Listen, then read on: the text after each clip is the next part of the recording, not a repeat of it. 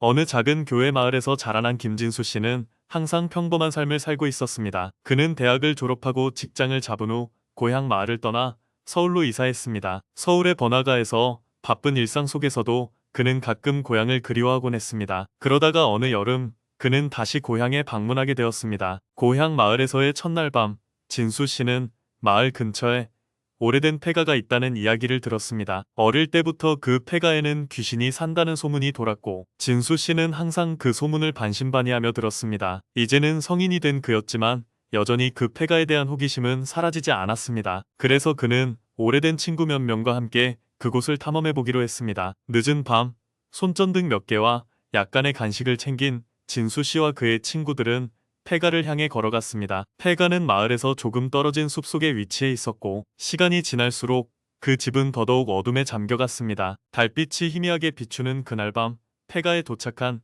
그들은 오싹한 기분을 느꼈습니다. 폐가의 문은 반쯤 열려 있었고 마치 누군가를 초대하는 것 같은 기분이 들었습니다. 진수 씨는 친구들과 함께 문을 밀어보았고 낡고 삐걱거리는 소리와 함께 문이 열렸습니다. 안쪽은 먼지와 거미줄로 가득했고 바닥에는 오래된 신문들과 부서진 가구들이 널브러져 있었습니다. 오랜 시간이 지나서인지 그곳은 무언가 음산한 기운이 느껴졌습니다. 그들은 호기심을 이기지 못해 집 안쪽으로 더 깊숙이 들어갔습니다. 집은 생각보다 훨씬 더 컸습니다. 방마다 문이 닫혀 있었고 모든 방은 마치 누군가가 오랫동안 거주하지 않은 것처럼 버림받은 느낌이 강했습니다. 진수 씨와 친구들은 방마다 들어가 보며 부서진 가구들과 오래된 사진들을 살펴보았습니다. 사진 속 인물들은 마치 그들을 향해 바라보고 있는 것 같았습니다. 특히 한 방에서는 오래된 일기장이 발견되었습니다. 일기장은 이미 많은 곳이 낡고 조각나 있었지만 내용을 어느 정도 알아볼 수 있었습니다. 일기장에는 왜 나만 이런 일을 겪어야 하는가?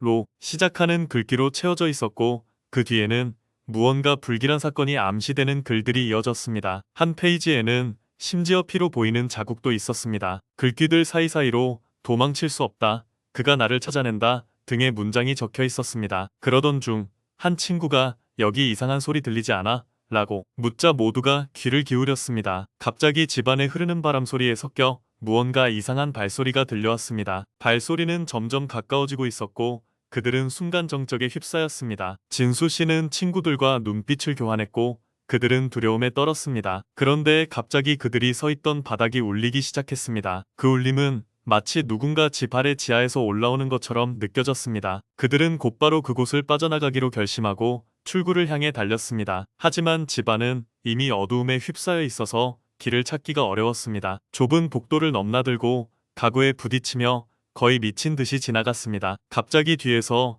여기서 도망갈 수 없어라고 웅얼거리는 소리가 들려왔습니다. 진수 씨는 그 소리를 듣자마자 몸이 얼어붙는 기분을 느꼈습니다. 그 소리는 분명 인간의 목소리였지만 너무나도 음산하고 차가웠습니다. 그는 다시 출구를 향해 달리려 했지만 그의 다리는 말을 듣지 않았습니다. 마치 그 집이 그를 집어삼키려는 듯 했습니다. 친구들이 그를 끌어안고 간신히 문을 열어 외부로 빠져나왔으나 그 순간 그들은 집안에서 낡은 일기장을 든 채 따라오는 그림자를 보았습니다. 발소리는 계속해서 따라왔지만 집 밖으로 나왔을 때는 갑자기 그 발소리가 멈췄습니다. 진수 씨와 친구들은 가슴을 쓸어내리며 마을로 돌아왔고 그 이후로 다시는 그 집에 대해 이야기하지 않기로 약속했습니다. 그리고 시간이 지나 진수 씨는 서울로 돌아갔지만 그 밤의 기억은 잊지 못했습니다. 그는 가끔씩 밤에 잠을 이루지 못하고 그 음산한 발소리와 웅얼거리던 목소리를 떠올렸기 때문입니다. 어떤 날 밤에는 갑자기 그의 아파트 문 밖에서 그날의 목소리가 들려오기도 했습니다. 그는 그날의 기억이